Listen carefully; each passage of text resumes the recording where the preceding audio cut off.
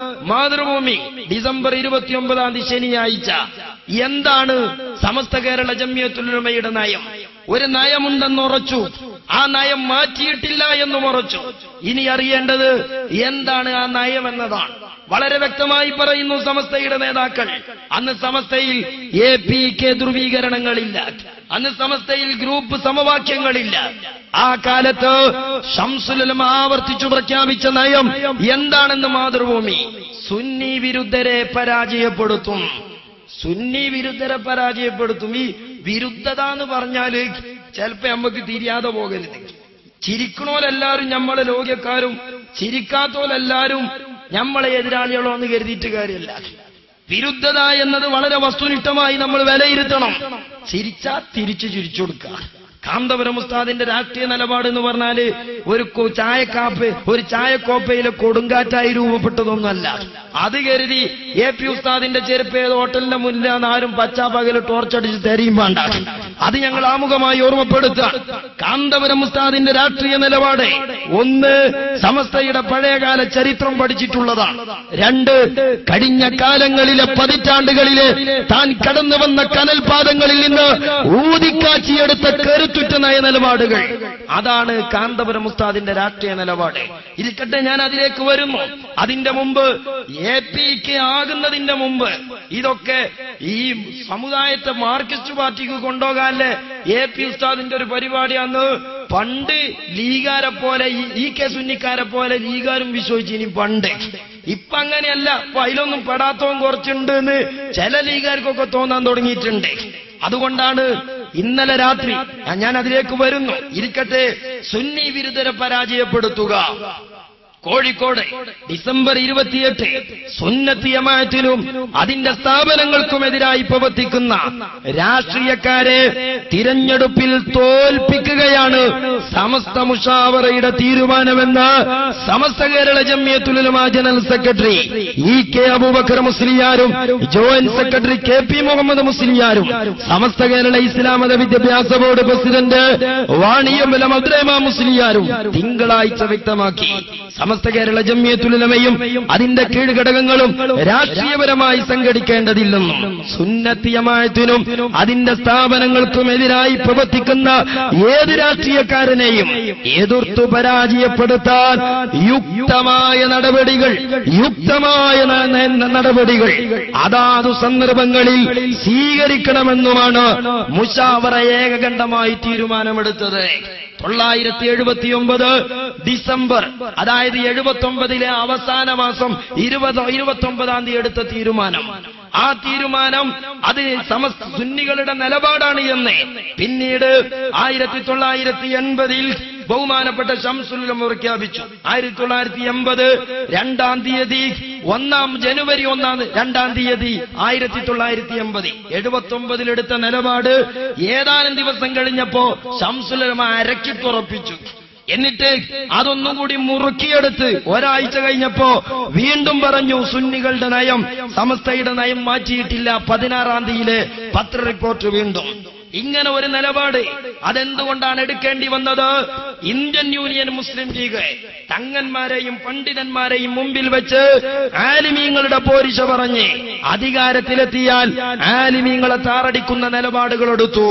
അത് അസഹ്യമായി. അഹ്ലുസുന്നത്ത് വൽ ജമാഅത്തിനെ തകർക്കാൻ സാമുദായിക രാഷ്ട്രീയ പാർട്ടി വളക്കൂറുള്ള മണ്ണാണെന്ന് വഹാബികൾ തെരഞ്ഞെടുത്തു. അതുകൊണ്ടാണ് അരീക്കോട്ട വക്കീലിനും ആ വക്കീലിന്റെ പിതാവിനും സുന്നികൾക്കിടയിൽ കാന്തപുരത്തെ കൊലപ്പെടുത്തുമെന്ന് ഭീഷണി മുടക്കിയ ഒരു തെരുവ് പിള്ളയെ ഉത്തരവാദപ്പെട്ട വക്കീലം പണിയുടെ പേരിൽ ഏറ്റെടുക്കാൻ തയ്യാറായത്. മാന്യന്മാര് എല്ലാ ചാപ്പിള്ളയെയും കൊണ്ട് നടക്കരുത്, എല്ലാ ചാപ്പിള്ളയും കൊണ്ട് നടക്കരുത് മാന്യന്മാരെ. വക്കാലത്താണെങ്കിലും അതിനൊരു മര്യാദ ഉണ്ട്, ഏറ്റെടുക്കാൻ വേണ്ട വിഷയം വേണ്ടേ. ഏതൊരു വക്കീലിനും എടുക്കണ കേസിന് ഒരു എരമതിയാകണ്ടേ, അതല്ലേ എടുക്കാൻ പാടുള്ളൂ. ഇരിക്കട്ടെ സഹോദരന്മാരെ, ആ നിലപാടിൽ ശൈഖുന കാന്തപുരം ഉസ്താദ് ഉറച്ചു നിന്നു. നമ്മുടെ സമകാലികമായ പ്രശ്നം ഇവിടെ ഒരാൾ ചോദിച്ചു, എന്തിനാണ് ഇവിടെ ലീഗിനെ ചീത്ത പറയുന്നതെന്നാണ്. അതെന്താണ്?